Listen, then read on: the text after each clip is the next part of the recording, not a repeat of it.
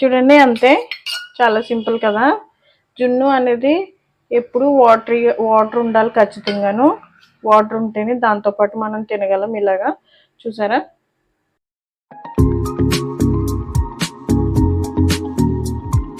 Hi, welcome to our channel Konaseema వంట.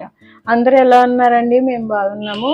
ఈరోజు నేను జున్ను చేయబోతున్నాను. జున్ను ఎలాగా ఈజీగా చేసుకోవాలన్నది చూపిస్తాను. ముందుగా అయితే నేను బెల్లం ముందుగానే పౌడర్ కొట్టేసుకుని ఉంచాను. ఇది ముక్కలు కొంచెం పౌడర్గా చేసేసాను. పౌడర్గా చేసేసి ఉంచాను. ఒక 1/2 కిలో బెల్లం ఇలా పౌడర్ చేసి ఉంచుకున్నాను. జున్ను పాలు ఎన్ని కొలతలు వేయాలో చూపిస్తాను. ఓకే అండి. ఒక చిన్న గ్లాస్, టీ గ్లాస్ ఉంది చూసారా, ఈ టీ గ్లాసు జున్ను పాలు వేసేస్తున్నాను. దీంట్లోనే పాలు మిక్స్ చేస్తున్నాను. జున్ను పాలులోని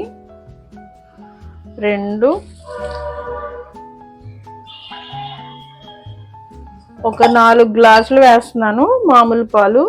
ఇవి ఓన్లీ ఉట్టివి, ఎక్కువ లైట్గా ఉన్న పాలు 2 వేసాను కదా. ఇప్పుడు 4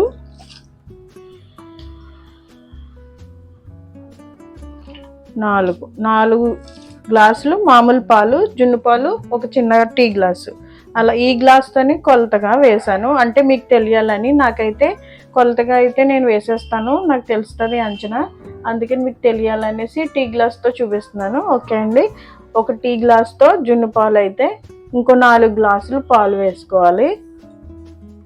ఇప్పుడు ఈ బెల్లం కరిగి పెడదాము. ఇలా కలుపుతూ ఉండాలి. అంటే మెత్తగా కొట్టేసుకున్నాం కానీ ఇంకా పౌడర్గా అంటే దీంట్లో మిక్స్ అయిపోవాలి కదా, అందుకని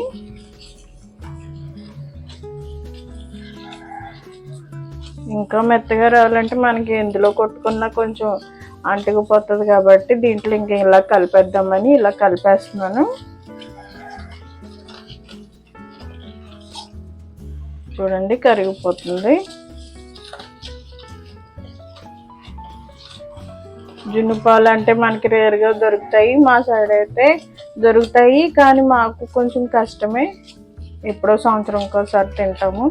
అలాగే లక్కీగా దొరికాయి ఈసారి. మా పక్కింట్లో ఉన్న వాళ్ళు ఇచ్చారనమాట. చూడండి చక్కగా కలిసిపోయింది, కరిగిపోయింది. చూసారా, ఉన్నది కొంచెం కానీ ఏం కాదులేండి. ఇప్పుడు వేడికి కరిగిపోతుంది, ఏం పర్వాలేదు. బెల్లం అంటే కరిగించడం మన వల్ల అవదు.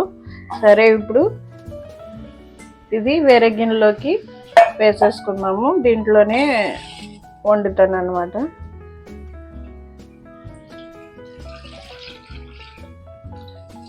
ఇలా అడుగున ఉంటుంది, ఇలా తిప్పేసి వేసేసుకున్నాము. వేడి పెట్టేసరికి వేడికే కరిగిపోతుంది. ఇంకా కొంచెమే కదా ఉన్నది. వేసేసుకుని తర్వాత ఒక స్పూన్ శొంఠి వేస్తున్నాను పైన. తర్వాత ఒక స్పూన్ మిరియాల పొడి. ఘాటు ఉండట్లేదండి, అందుకే కొంచెం ఎక్కువే వేసేస్తున్నాను. చూడండి, ఇప్పుడు ఇది ఈ గిన్నెకి సరిపడా డేక్షా పెట్టాను.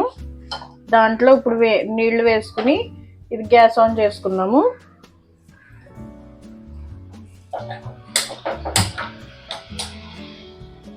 గ్యాస్ ఆన్ చేసుకుని ఆ నీళ్ళల్లో ఈ గిన్నె పెట్టేద్దాం. జాగ్రత్తగా పెట్టుకోవాలి. వాటర్ కరెక్ట్గా వేసుకోవాలి, లేదంటే గిన్నె పైకి తేలిపోతుంది. అందుకని కరెక్ట్గా వేసుకుని ఇప్పుడు దీనిపైన మూత పెట్టుకోవాలి. మూత పెట్టుకుని దీనిపైన బరువు పెట్టుకోవాలి.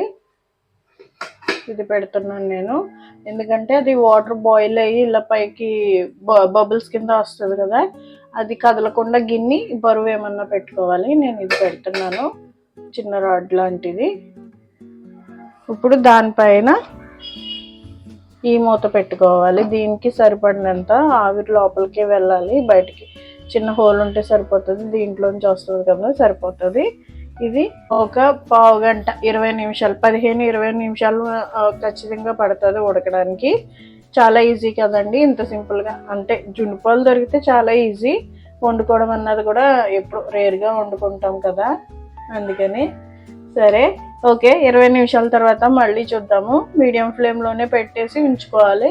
ఓకే అండి, చూద్దామండి. 20 మినిట్స్ అయిపోయింది. గ్యాస్ ఆఫ్ చేసేసుకుందాము.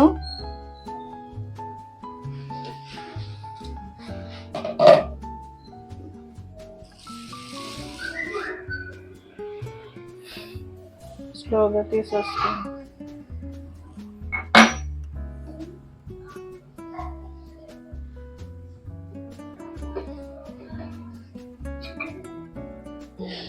చక్కగా ఉడికిపోయింది చూసారా. దీన్ని స్లోగా దీంట్లో తీసేసుకుందామండి.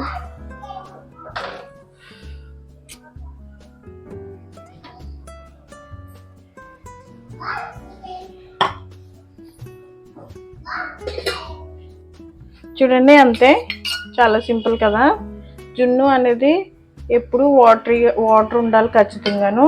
వాటర్ ఉంటేనే దాంతోపాటు మనం తినగలం. ఇలాగా చూసారా, వాటర్ ఉంది చూసారా, ఈ వాటర్ ఉండాలి ఖచ్చితంగా. ఈ వాటర్ ఉంటేనే మనకి జున్ను టేస్టీగా ఉంటుంది, చాలా బాగుంటుంది.